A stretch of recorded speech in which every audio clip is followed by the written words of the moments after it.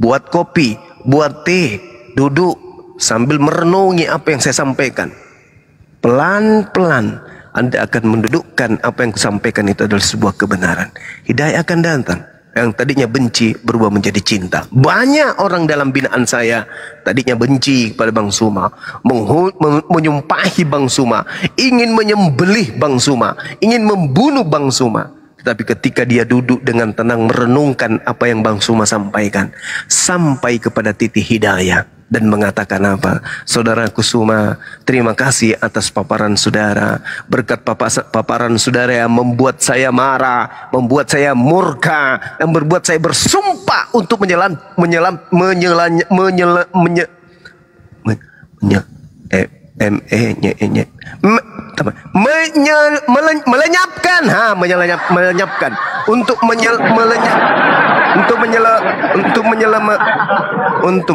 untuk melenyapkan Anda di atas muka bumi.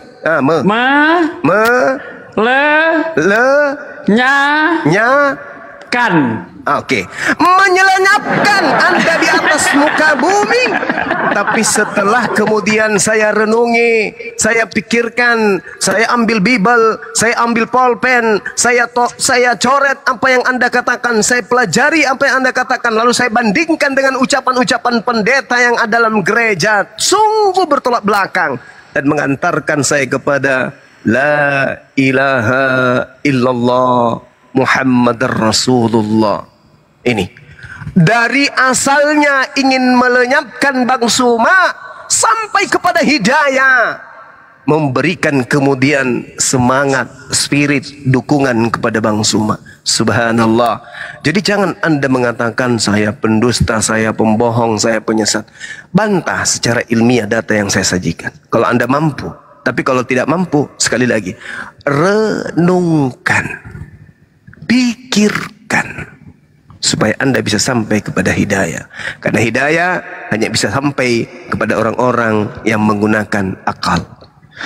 Saya kira begitu sebagai pengantar, sebagai penutup dari saya untuk kelas kita pada malam hari ini, subuh hari ini. Mudah-mudahan apa yang saya sampaikan bisa jadi renungan untuk kita semua. Silakan diambil alih host dan guru-guru yang terima kasih Gurunda. Sama-sama. Ya, Bang Renov, selamat malam Bang Renov. Bang Leoman Vela Shop, selamat malam. Siap, terima kasih Bang. Bang Leo dari Protestan Katolik. Kristen Bang. Iya, Kristen saja ya. Kalau Bang Renov nggak usah saya tanya, karena sering nongkrong di sini Bang Renov ya. Kalau Bang Toke ini kayaknya dari dinding ini yang menempel.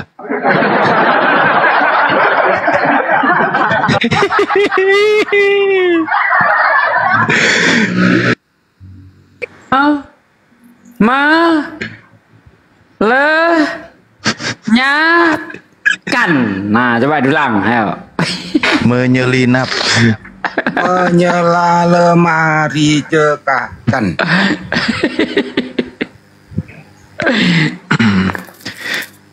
Bang Leo, mungkin ada yang mau disampaikan Bang Leo? Oh iya, ada yang saya mau tanya Bang. Suaranya dikerasin sedikit lah Bang. Silakan saudaraku, silakan. Saya pingin tahu aja sih Bang, maksudnya saya pingin tahu aja Islam tuh bagaimana sih Bang. Siap. Tapi maksudnya yang saya pingin tahu bukan secara umum Bang. Kalau secara umum kan mungkin orang yang di luar Islam pun tahu gitu kan. Kalau hanya secara umum, tapi saya mau tahu begitu yang lebih dalam lah sedikit gitu Bang. Mungkin itu aja Bang. Siap. Terima kasih. Siap. Tabe. Kasih Bang Juma. Siap. Biar gak tidur. Gurunda. Ya, Gurunda Tabe. Masya Allah, saya sudah mau tidur karena tadi rada-rada malu sedikit. Ternyata untuk menyebutkan kata menyelapkan apa melenyapkan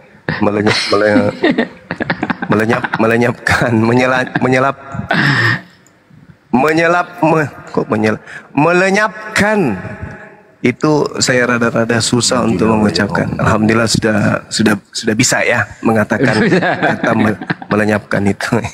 Nah, sekarang pertanyaannya tentang Islam. Apa sih Islam itu? Dari namanya aja, Islam itu sudah mencerminkan keselamatan.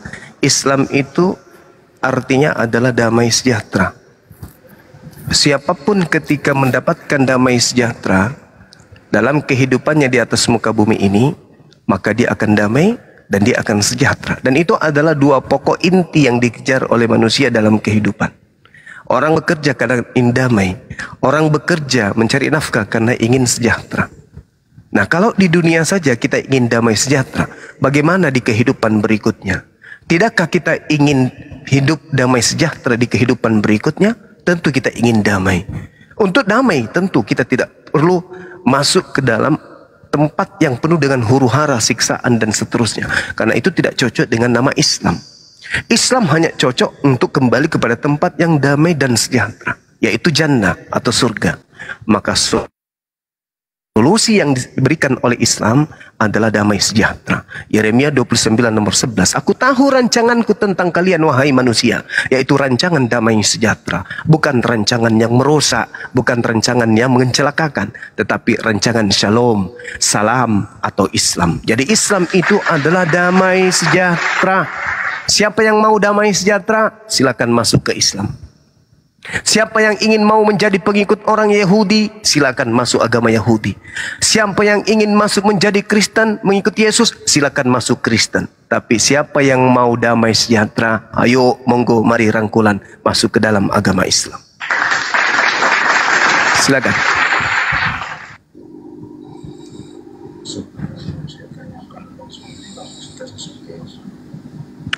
Silakan Bang Leo, monitor. Oke Bang, terima kasih banyak Bang. Iya, sama-sama. Ya, saya izin turun Bang. Hah? Hanya itu aja? Iya Bang, saya ingin tahu aja Bang. Oke. Sekali lagi saya katakan, ketika Anda ingin menjadi pengikut Nabi Musa atau menjadi pengikut orang Yahudi, silakan masuk agama Yahudi. Ketika Anda ingin mengklaim diri Anda sebagai pengikut Yesus, silakan Anda masuk Kristen. Tapi ketika Anda ingin damai sejahtera di dunia dan akhirat, monggo mari rangkulan masuk ke dalam Islam. Itu aja Bung. Karena Islam adalah damai sejahtera. Demikian. Siap. Pak De Sugi mau ditambahkan Pak De? Ustadz Alif.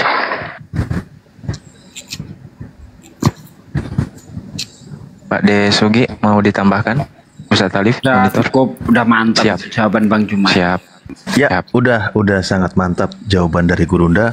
Sehingga itulah ya tadi Islam makanya dikatakan bertuhan yang benar. Ketika kita bertuhan yang benar, maka Allah menyeru ayatnya wallahu yad'u ila darissalam. Allah itu mengajak manusia, wahai kalian semua, ke kampung halaman yang penuh dengan kedamaian dan keselamatan. Maka untuk menggapai ke sana, masuklah ke ajaran Islam, yaitu ajaran kedamaian dan keselamatan. Oke, mantap penjelasannya tadi Gurunda sudah dijelaskan. Siap. Bang Handi, gimana Bang Handi? Mau ditarik ulur dulu Bang Handi? Oh, menurut saya sih Pak Leo ini sebenarnya punya akal. Ya, mungkin aja waktu dia masih dalam bimbingan orang tua, mungkin orang tuanya sering pulang pergi ke gereja, Mas Leo ini masih di rumah, apa yang didapat oleh orang tua itulah yang disampaikan. Gitulah. Apa ada rencana nih merubah pola-pola pengajaran orang tua dan para pendeta gitu Pak Leo? Ada rencana nggak merubah polanya? Saya belum berpikir ke situ sih Bang. Saya masih pengen tahu karena kan saya baru dapat Al-Quran juga baru 2 hari yang lalu gitu. Maksudnya saya baca-baca juga saya bagaimana ada rasa takut juga sebetulnya Bang. Takut kenapa? Ya karena kan saya Kristen gitu kan Bang. Jadi kayak apa ya, kayak maksudnya aduh jangan sampai goyang segala macam apa gitulah. Bingung juga mau jelaskan yang di dalam hati gini kan. Makanya cuman tadi saya scroll, aduh Mending saya tanya langsung bagaimana sih seperti itu. Karena saya Mungkin bisa dilengkapi Bang Juma. pingin tahu aja. Lebih mendalam dikit lah. Sorry, tadi saya tidak mendengarkan Bang Andi. Dia udah beli Al-Quran, pelajari. Iya. Cuma dia masih Bukan ada beli Bang, keraguan. dikasih. Bang. Terus Masih ada keraguan lah. Apakah dia lanjutkan atau stay di agamanya sekarang gitu? Bukan saya bukan mau lanjutkan atau stay Bang, cuman ini kan yang ada di pikiran saya saja Bang. Maksudnya kan saya ada Al-Quran, saya sempat baca, tapi memang saya salah baca juga karena saya baca itu dari depan. Ternyata teman saya bilang kan dari kanan toh, dari baliknya itu kan. Saya cuman baca surat pertama sudah tuh saya tutup gitu. Saya kayak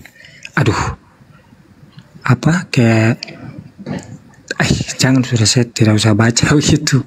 Dah, kenapa Bang? Kalau Anda salah baca, salah buka, itu justru bukan Bang. apa Bang? Bentar sedikit Bang. Justru Anda akan menemukan kebenaran di situ. Karena ketika Anda baca ketika Anda salah buka ya kan, itu justru hidayah ada di situ. Karena di situ dikatakan, katakanlah Tuhan itu Esa. Anda setuju enggak?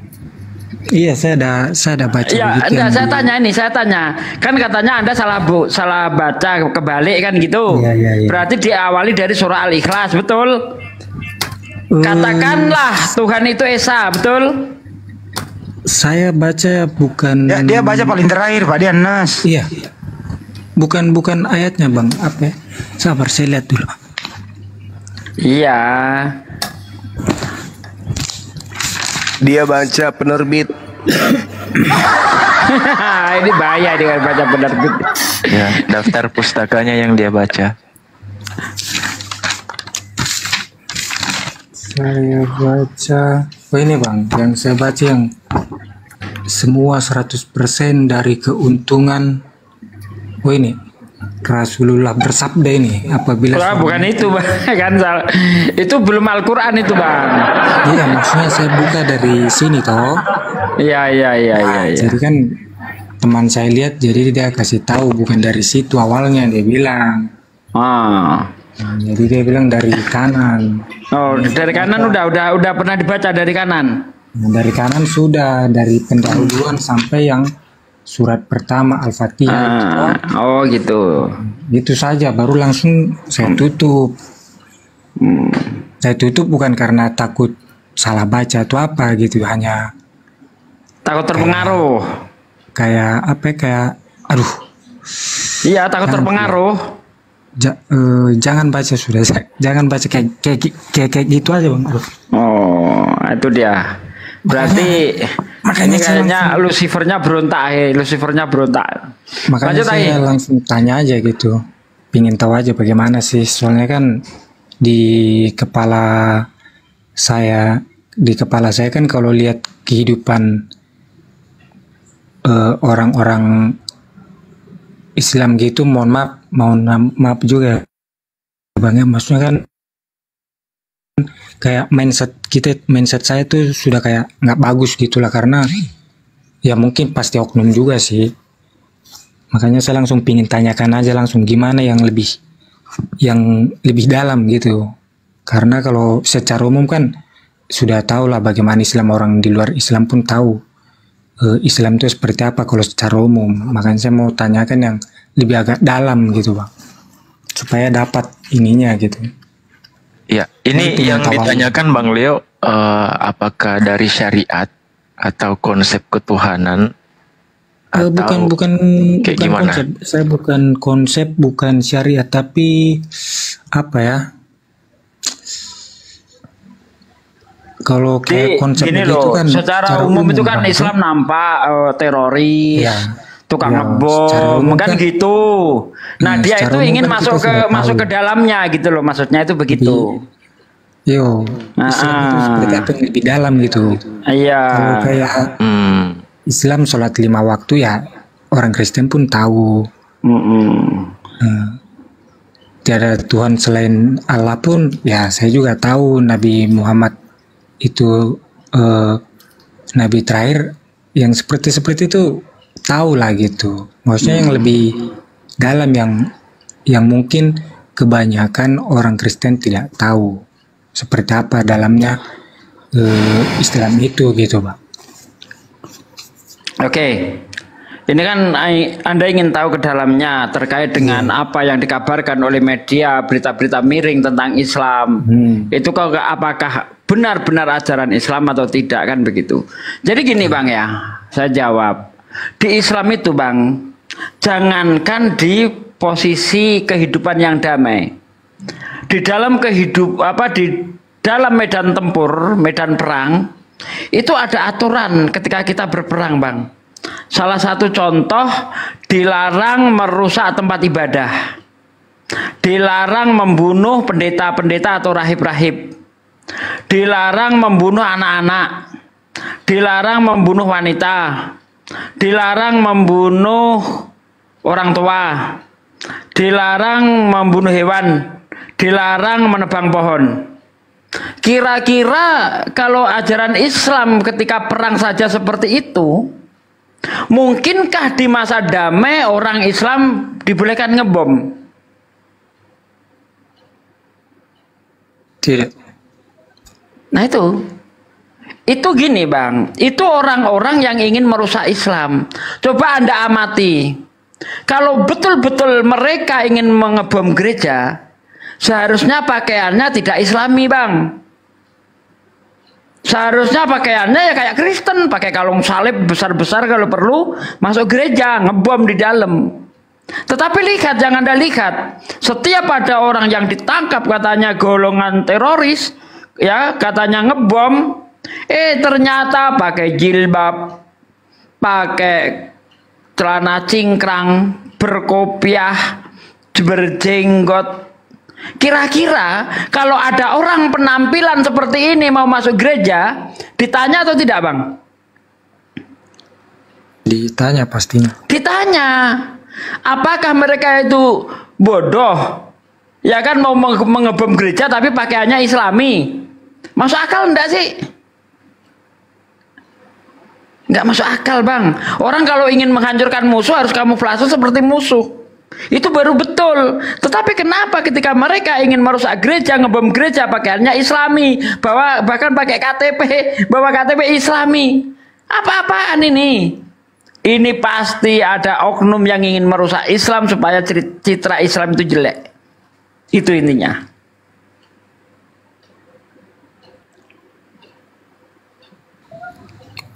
Oke, berarti Islam itu indah begitu ya. Jadi indahnya itu indah seperti apa Bang? Islam ini agama yang sangat indah sekali. Ya. Salah satu contoh, Nabi bersabda begini, barang siapa yang menyakiti orang-orang kafir yang hidup damai dengan Islam, di dalam istilah Arabnya itu kafir zimmi, kafir yang mau hidup damai dengan orang Islam. Kata Nabi, barang siapa yang menyakiti orang kafir yang hidup damai dengan orang Islam, maka dia menyakiti aku. Barang siapa menyakiti aku, dia menyakiti yang mengutus aku. Orang kafir yang tidak memiliki permusuhan terhadap Islam wajib hukumnya untuk dilindungi. Nggak boleh diganggu, baik secara lisan, ya tidak boleh disakiti secara lisan ataupun dengan perbuatan. Nggak boleh Bang, dilindungi di Islam Bang. Gimana? Apa lagi? Tanya aja, tanya. Banyak sih pertanyaan. Ya. Bahkan salah satu ayat Al-Quran mengatakan membunuh satu orang itu sama saja membunuh seluruh manusia. Di Al-Maidah berapa Ustaz Talib? Monggo Ustaz Talib. Gimana Pak deh? Membunuh satu orang sama saja membunuh seluruh manusia. 32. Al-Maidah 32 tuh. Coba membunuh satu manusia yang tidak bersalah itu hukum dosanya sama saja membunuh seluruh umat manusia di muka bumi ini. Bagaimana Bang? Itu aturan di dalam Islam.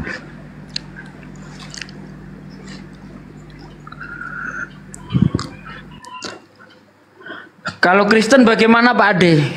Kristen macam-macam. Ada Kristen yang kafir harbi, ada Kristen yang kafir zimi. Kafir harbi itu orang-orang Kristen yang memerangi Islam, penghujat. Ada kafir-kafir zimi yang tidak memerangi Islam, yang hidup damai. Nah, jadi tidak semua Kristen itu adalah kafir harbi, bukan. Ditengok-tengok ya, ditengok-tengok. Ini kafir apa, ini kafir apa. Jangan semua orang kafir dihajar. Nggak seperti itu di Islam. Yang boleh diperangi adalah orang yang memerangi. Yang tidak memerangi nggak boleh diperangi. Itu di Islam seperti itu. Makanya Islam itu ketika melakukan peperangan itu sifatnya itu dispensif. Dia tidak akan menyerang kalau tidak diserang. Dispensif dia. Bukan dia agresif.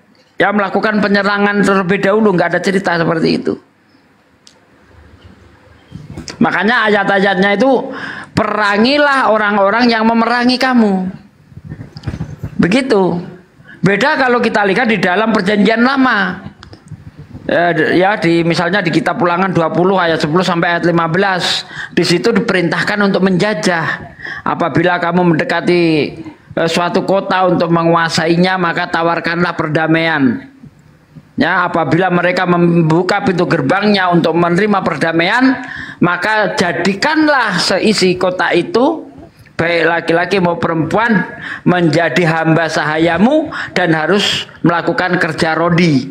Tetapi apabila mereka tidak mau berdamai dengan engkau, melainkan melakukan perlawanan, maka bunuhlah semuanya dengan mata pedang. Ada perintah penyerangan, ada perintah menjajah. Di dalam kitabnya Kristen. Di Islam tidak ada perintah menjajah. Bang Leo, coba Anda baca di dalam Ulangan 20 ayat 10 sampai 15. Coba dibaca, Bang.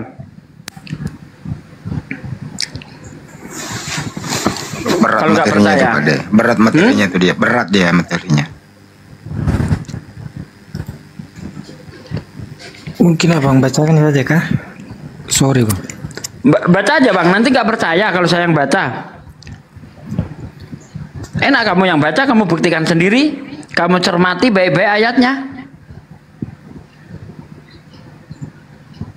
Ulangan 20 nomor 10 sampai 15. Coba dibaca baik-baik. Itu jelas perintah menjajah itu. Makanya Belanda di Indonesia melakukan perbudakan dan kerja rodi dari mana asalnya? Bible. Coba ayat Quran mana yang bisa dijadikan alat untuk menjajah? Ayat mana? Ayat Al-Quran mana yang bisa kita jadikan untuk memaksa orang untuk kerja rodi? Kasih saya. Di Bible, lihat. Ulangan 20 ayat 10 sampai ayat 15. Ayatnya sudah saya bacakan tadi itu.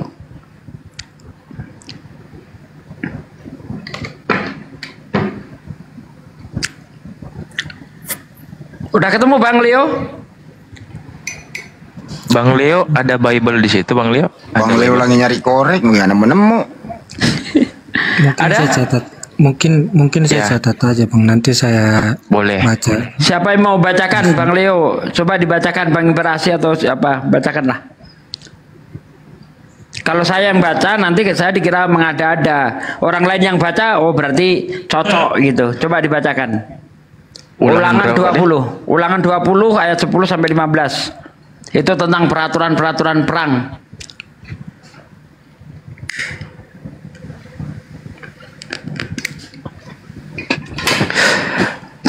Ulangan 20, 10, 15. Nah,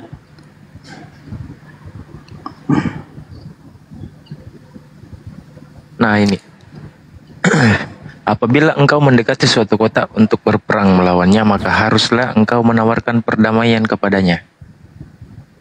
Apabila kota itu menerima tawaran perdamaian itu, dibukanya pintu gerbang bagimu, maka haruslah semua orang yang terdapat di situ melakukan pekerjaan rodi bagimu dan menjadi hamba kepadamu. Tetapi apabila kota itu tidak mau berdamai dengan engkau, melainkan mengadakan pertempuran melawan engkau, maka haruslah engkau mengepungnya. Dan setelah Tuhanmu, Allahmu menyerahkannya ke dalam tanganmu, maka haruslah engkau membunuh seluruh penduduknya, yang laki-laki dengan mata pedangnya. Hanya perempuan, anak-anak, hewan, dan segala yang ada di kotamu itu, yakni seluruh jarahan itu, boleh kau rampas bagimu sendiri. Dan jarahan dari musuhmu ini yang diberikan kepadamu oleh Tuhan, boleh kau pergunakan. Demikianlah kau harus lakukan terhadap segala kota yang sangat jauh letaknya dari tempatmu, yang tidak termasuk kota-kota bangsa. Mantap. Itu perintah menjajah enggak?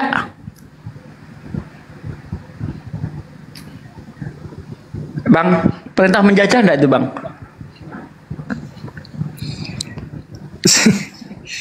Kok kaget? Kaget ya? Bukan Bang, maksudnya apa ya? Atau mungkin pertanyaan saya terakhir Bang. Oh ya udah, nggak apa-apa. Silakan Bang. Yuk, saya nggak mau maksa orangnya Bang. Kalau orangnya nggak ngeyel, ya saya santai-santai aja. Tapi kalau ngeyel kan Bang, ayat kejam-kejam ku keluarin semua nanti. Iya, soalnya memang kan saya mau tahu tentang Islam aja gitu Bang. Boleh. Siap. Jadi gini Bang, Anda jangan cuma cari tahu soal Islam, tapi juga belajar di kitabmu sendiri. Saya yakin Anda juga nggak baca kitabmu dengan benar. Makanya tadi saya melakukan perbandingan.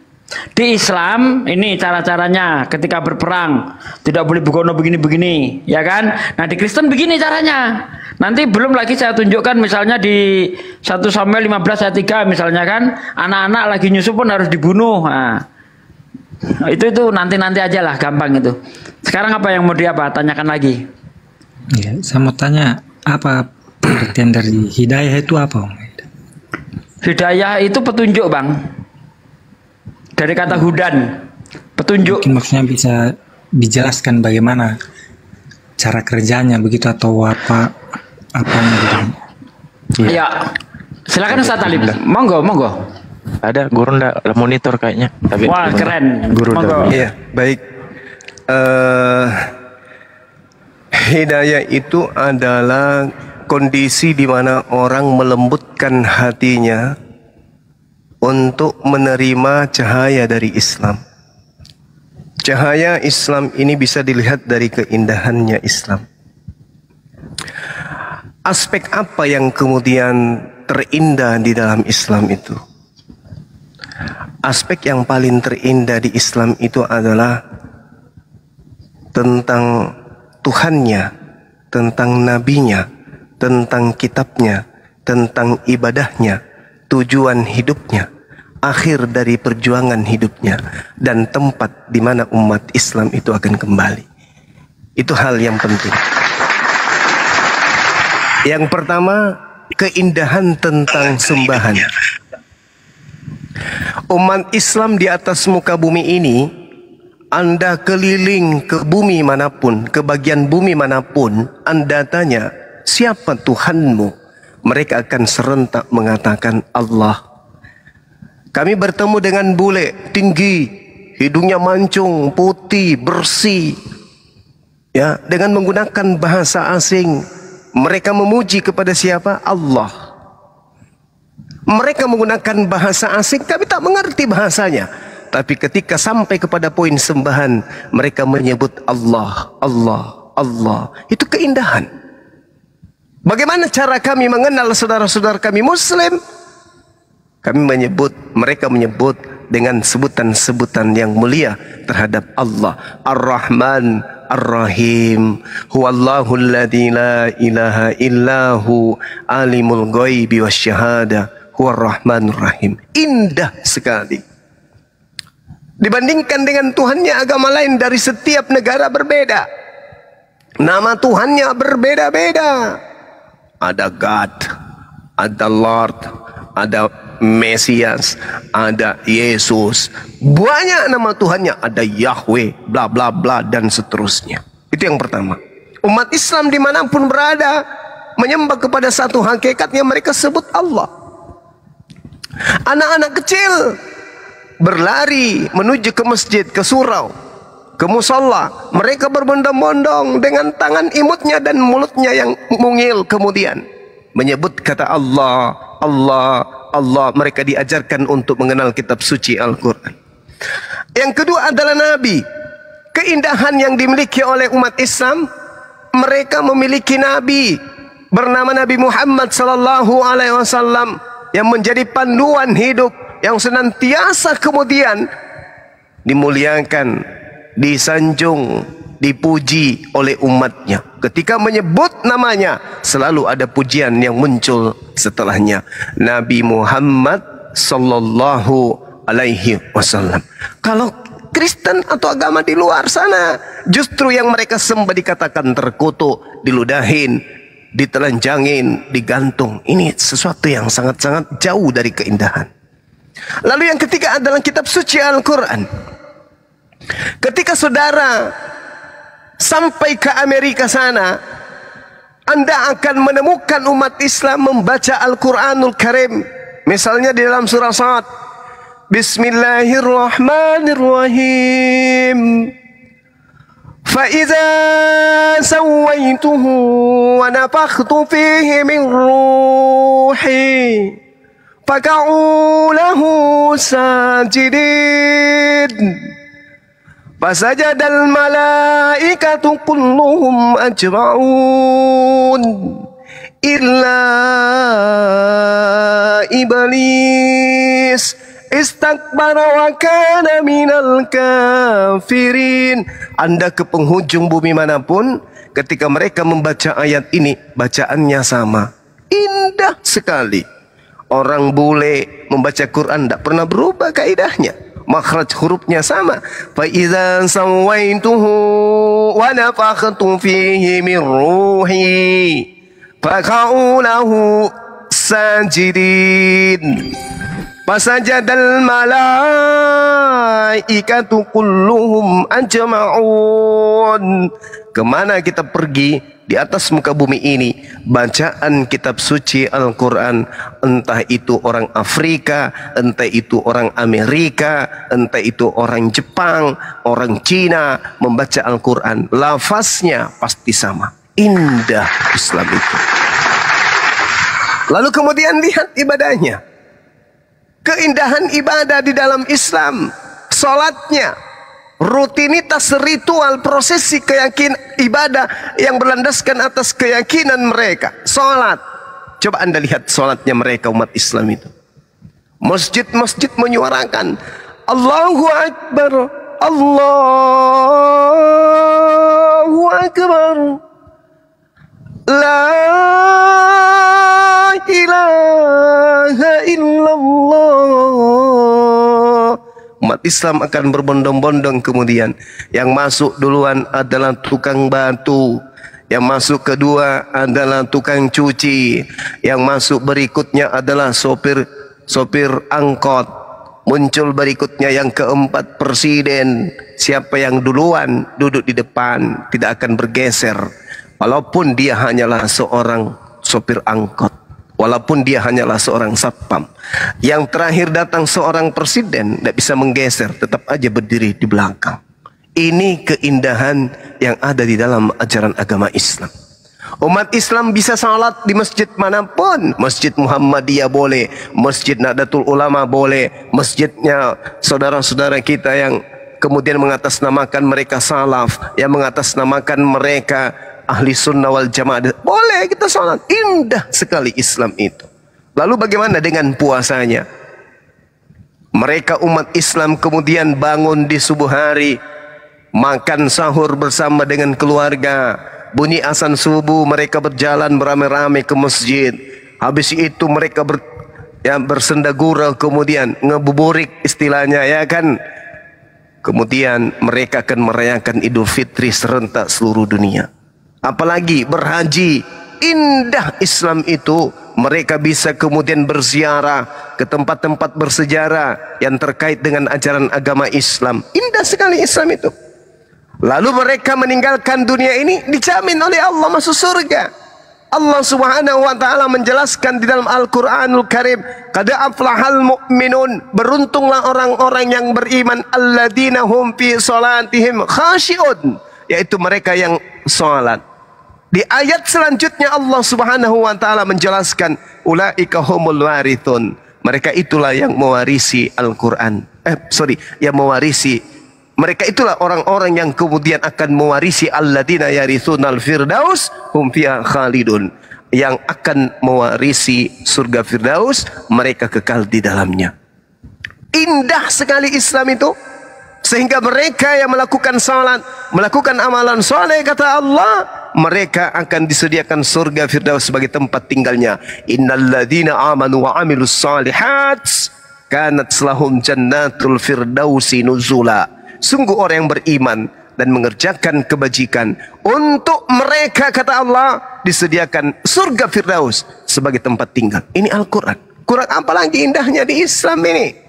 Berbicara dengan apa yang saya sampaikan terkait dengan sembahannya, Tuhannya, yaitu Allah dan hanya Allah, nabinya baginda Rasulullah Muhammad SAW, kitabnya yang hanyalah Al-Quran dan juga As-Sunnah, lalu kemudian ibadahnya, lalu kemudian janji warisan surganya. Kalau ini sudah saya paparkan, keindahan-keindahan ini, kemudian Anda telaah dengan akal, Anda lembutkan hati Anda untuk menelaah ini semuanya, lantas Anda tertarik, berarti hati Anda sudah ada terbersit kemudian cahaya hidayah. Karena hanya di Islamlah kemudian wahyu, akal, pikiran manusia itu bisa satu, seiring sejalan. Dan Islam menjadikan akal sebagai konsep utama dalam memfilter semua kebenaran. Berbeda dengan agama lain, meninggalkan akal. Dalam bertuhan, mereka harus meninggalkan akal. Dalam mengimani ibadah mereka, meninggalkan akal. Kitab yang mereka anggap suci, meninggalkan akal. Tak ada akal dijadikan sebagai sandaran dalam beragama. Tapi kalau di Islam, akallah yang menjadi patokan utama dalam berislam.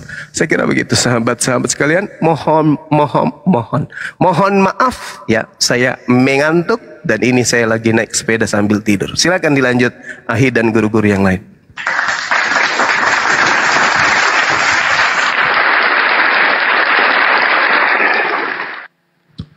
Gimana? Ya, Bang Leo? mungkin itu saja Bang. Terima kasih banyak juga Bang atas penjelasannya. Siap, sama-sama Bang Leo. Ya, saya izin turun Bang. Sama-sama, siap.